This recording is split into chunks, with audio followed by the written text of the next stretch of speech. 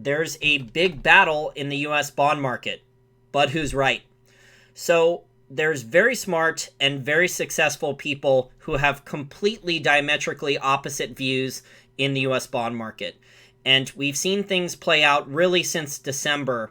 On one side of this trade, you have Jeff Gundlach from Double Line Capital. He's a billionaire. He has billions of assets under management. Very successful bond guy. He's labeled as the bond king. I don't think he really likes that nickname. But he's been predicting that the yield curve would steepen. And he's been wrong for a while. In fact, the yield curve has actually gone down. When we're doing this show on, it's almost Thursday, it's late night on Wednesday, the 10-year U.S. Treasury yield is at 2.13%. It topped out around 3.21% at the end of October in 2018. It hit around those levels, 3.2250% on October 1st, 2018. And pretty much on the chart that I'm looking at for the 10-year U.S. Treasury yield, it's been going down, down, down, getting smashed since. So on the other side of this trade, and by the way, there's been a bunch of trend trading, momentum, piggybacking hedge fund managers that have copied what Jeff Gundlach said. So when Gundlach originally gave that interview talking about his views on the yield curve 4 to 6 months ago, they hopped on his trade, and they've been wrong. They've lost a lot of money. Some of them probably used leverage. Some of them probably closed out that trade, and they've probably started to go short. And this is what we're seeing now with Stanley Druckenmiller, who's another former hedge fund manager, billionaire who made a lot of his money with currencies and bonds using leverage. So more than the stock market, Stanley Druckenmiller made a lot of his money using leverage in currencies, on currency trades and bonds. And Stanley Druckenmiller recently came out this week, I believe. Stanley Druckenmiller just admitted he sold all of his stocks and he's now betting on ZIRP, zero interest rate policy in the US, and he's going long treasuries. I think basically all in. So on the other side of this trade, and they have gotten it right, and they just put out a video earlier on Wednesday, I believe. It was either Tuesday or Wednesday, was Hedgeye.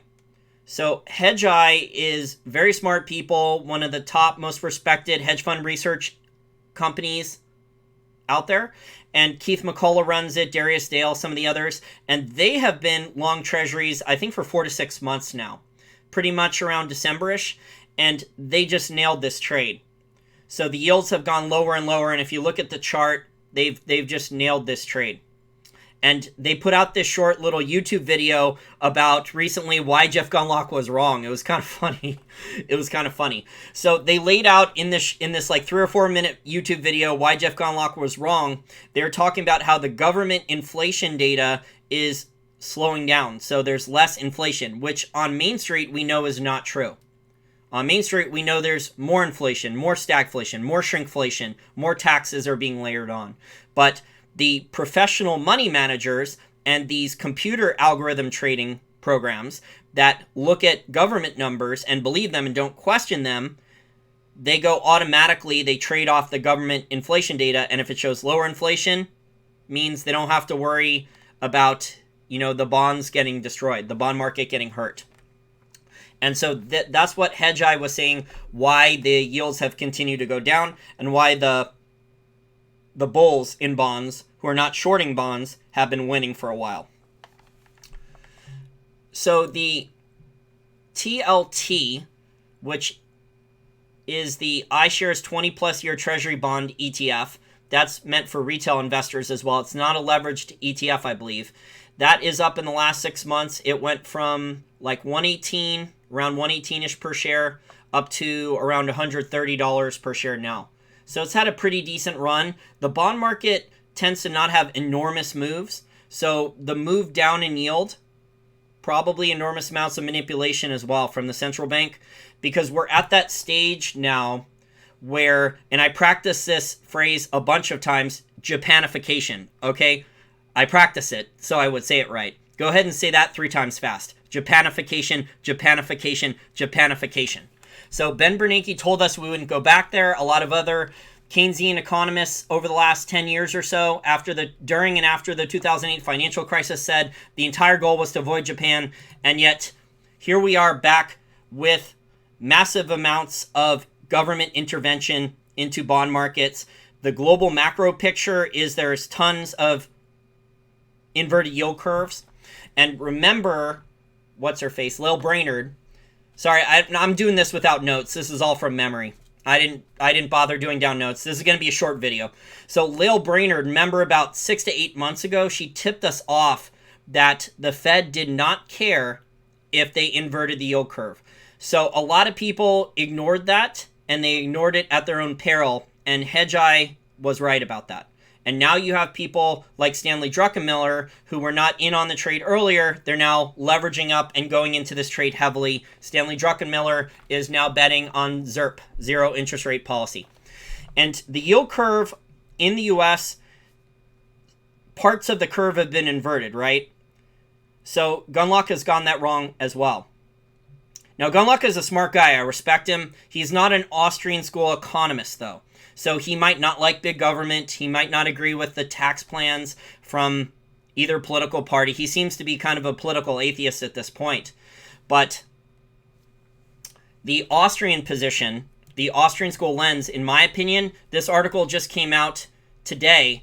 It's by Thorsten Polit, an Austrian school economist. I'll attach a link to it if you want to take a look at it. And he says that the Fed has no choice but to return to ultra-low interest rates. So he says the current boom is heavily built on credit. This is because in today's fiat money regime, central banks in close cooperation with commercial banks increase the quantity of money by extending loans that are not backed by real savings. The artificial increase in the supply of credit pushes market interest rates downward. That is below the levels that would prevail had there been no artificial increase in bank credit supply. I would also add that the central banks are intervening. So there's quantitative easing, there's massive, I'm not sure if it's mentioned, I didn't read the article, but I'll attach it if you want to take a look at it. There's a lot of good charts and graphs in here as well about low interest rates and credit expansion driving up asset prices, which I agree with.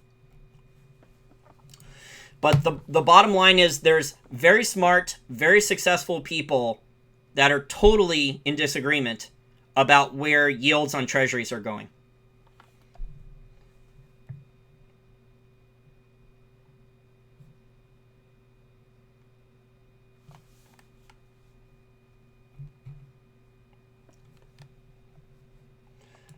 Oh, and I wanted to bring up Bill Gross. So Bill Gross, if you're not familiar with Bill Gross, he made a lot of money with PIMCO. He built PIMCO.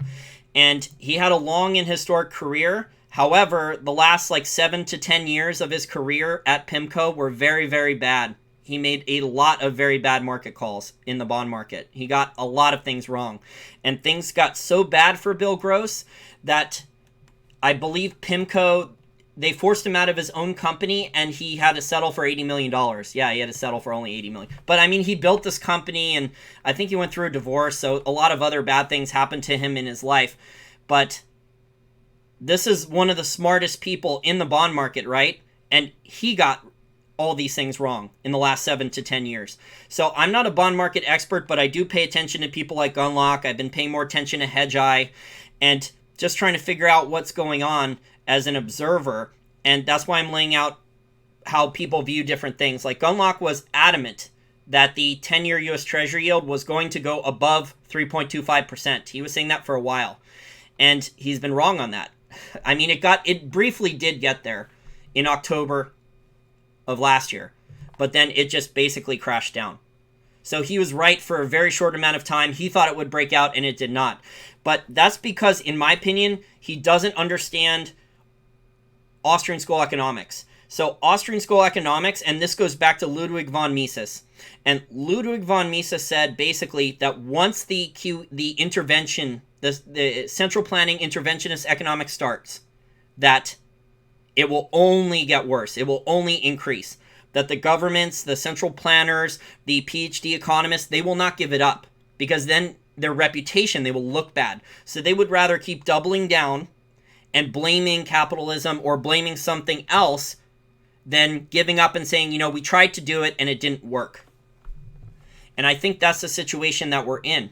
We just had the global bond markets, all these yield curves. I saw a nice chart of this, it was either last week or the week before, and all these different bond markets now have inverted yield curves now. So that to me says that there's a lot of professional managed money that they don't know what to do. They're worried about the global economy and all the fundamentals of it, whether it's South Korea that's running a current account deficit or other examples, and they're going to safety. And the normal old school tried and true method of safety is going into the US dollar and going into treasuries. So I think it's a combination of central bank intervention with the Fed, blocking maybe interest rates. They seem to be capped at 3.22. They got whack-a-mole down there. I did videos on this a long time ago when that happened. And if you look at the chart, it's just ugly. It looks like it just got kicked down a hill. So there's a combination of central bank intervention and professional money managers retreating to what they perceive as safety and interpreting I would call it phony government data, that there is no inflation, and going into treasuries. So it's up to you how long you think this is going to last. If you think that we're going full ZIRP, if the central bankers don't care if they go full ZIRP again. But if they do go negative interest rate policy, I can guarantee you there's big problems with zero interest rate policy. But negative interest rate policy is even worse.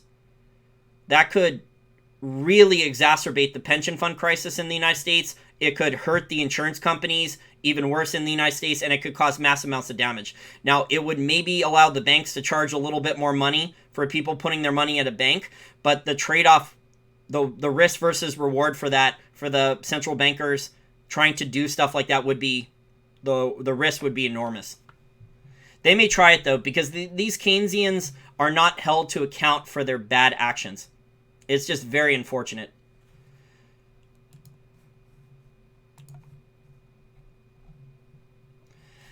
You say, Emma says disinflation.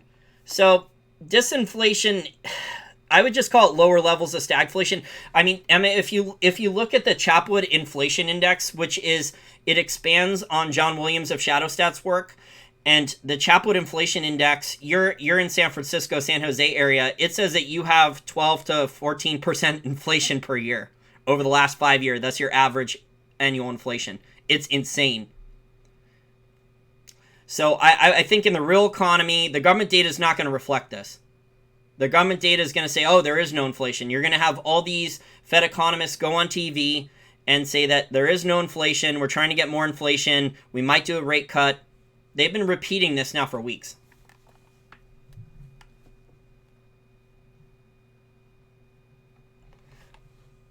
But the government data is, ugh. China's lying, US is lying, Japan is lying.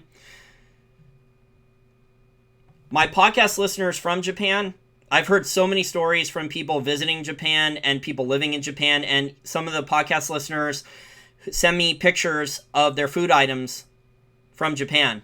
And just seeing the pictures of how the food items with shrinkflation are shrinking in just a couple years. Like the portions are shrinking, beer cans, in just a couple years, the price doesn't go up a lot. It either goes up a little bit or it stays the same, but then the size of the beer can has fallen a lot. It's just all these stupid games. It's happening in the US too. But the bottom line is that the corporations in the US, this may be tied to the scheme for the share buybacks and leverage buyouts, because if they can keep the interest rates low enough, then the game can continue with all these ridiculous share buybacks with debt, and the ratings agencies are not lowering the credit ratings below BBB for these corporations, almost no matter how much they borrow. According to Danielle DiMartino Booth, she said that and she's spoken to people who work there, insiders, and people who left and have connections there at the credit ratings agencies, and they are just getting enormously pressured by the chief financial officers of these publicly traded companies. And that's because the incentives, the corporate governance in the United States is a disaster. Okay? We need to reset corporate governance here in the United States for publicly traded companies. It should not be quarterly stock options bonus so you can get rich quick in 2 or 3 years by beating quarterly revenues and earnings estimates borrowing billions of dollars in debt to beat earnings, even though you're not growing revenues. You should get incentives for new products and services. for actually growing value. So that needs to be fixed. I don't know how that's going to get fixed. It's probably going to get worse before it gets better. But on Main Street, the people on Main Street are not going to benefit from central bankers manipulating interest rates with either quantitative easing programs or bond market intervention lower. The people on Main Street, look, your interest rates on your credit cards are still going up. Okay? To borrow for people on Main Street, you're not going to get the benefit of the banks and the corporations and the hedge funds being able to borrow very, very cheaply in a lower interest rate environment or zero interest rate environment. And that's what's happened in Japan. In Japan, you have all these hedge funds doing the yen carry trade.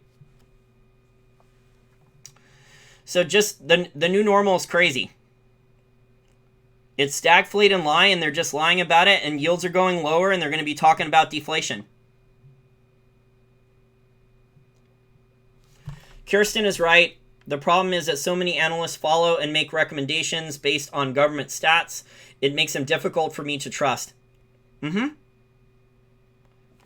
But if you're a professional money manager and you have a lot of money under management and you take a big risk and you go against everyone on a trade or a bet in stocks or bonds or something else and you're wrong, you're risking your whole career. And if you don't have money saved up and you have a family, you're in a lot of financial trouble. Like trouble like your wife's going to leave you, your wife's going to divorce you, you might not get hired again, stuff like that. So that's why there's so much, what's the right word here? Herd mentality, right phrase, herd mentality, confirmation bias, because it is so dangerous for a lot of these professional money managers to stick their neck out. Now, if you're a big shot hedge fund manager and you have a lot of money already, you can risk doing that. But then if you screw up and make some bad trades, they'll stick you in a family office.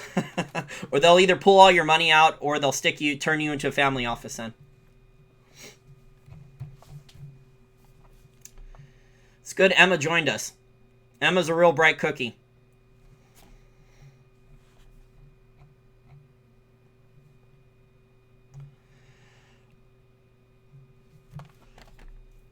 Well, Kirsten says you pay a lot of attention to technicals. Well, I saw Rick Santelli 2 weeks ago on CNBC showing the charts for the 10-year yield, and he expected that there would be a double bottom, a bounce off of it at like 2.38, and it blew right through there.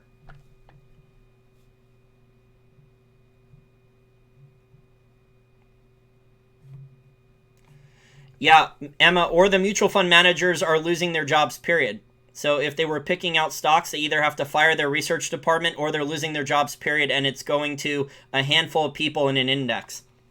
So what used to be like a research department out of a mutual fund, and they would go visit companies and they would spend time doing fundamental analysis and picking out individual companies, those days are being dwindled. The gold mining industry are the ones that got hurt worse. The gold miners are just, they've gotten killed. There's so little capital for the gold miners now. I saw a great chart. It's in the Wall Street for Main Street Facebook group from Equinox Gold. That's Ross Beatty's company. And they showed all the financing deals that the gold miners had raised over the past like 8 to 10 years. And it's basically gone from like 110 deals. I can pull up the chart really quick. 1 second. Let me get some accuracy here rather than just spitballing it. Next. Okay, we are temporarily dropped. I don't know what the heck happened. Dropped for a second. I don't know what the hell happened. I'm not a technology guy. It dropped for like 2 seconds, so I apologize. I'm not sure what happened. Okay, let me just pull up the chart. Flat for the last couple, so they've been sideways to volatile for the last couple, but down overall for many years. But on top of that, you have gold mining ETFs, and the gold mining ETFs are taking all the capital. So the miners, if they need to raise equity, the miners aren't benefiting from only the largest gold miners are benefiting from being included in a gold mining ETF. A lot of the juniors and a lot of the smaller producers are not able to raise capital. We're in a really weird, distorted, dystopian world. I just saw a crazy, well, I shouldn't talk about this now. I just saw a really weird technology video about how they have software that can like copy your voice and copy your face and make fake pictures that look exactly alike and no human could tell. Okay, well, I think I covered pretty much everything in a roundabout way. Oh, I'm not talking about China. I'm not talking about China today. We're not going to talk about China today. I'm just updating a little bit on the stuff with the 10-year yield. I will attach the video link to the Hedge Eye video that they made gloating about Jeff Gundlach, and then I will attach the video that Jeff Gundlach talked about his views on the bond market here in the US and where yields were going. And you can compare and contrast them. I think Jeff Gundlach is a smart guy. He nailed the volatility going up, the spike in the volatility, but he appears to have gotten the steepening yield curve wrong. And if you're an Austrian school economist and you understand that governments, once they start this QE and intervention game, that they can't really stop.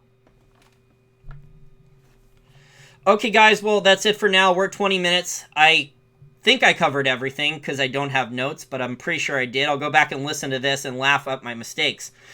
Okay, well, everyone have a great rest of your night, and I'll speak to you again soon. Okay, bye.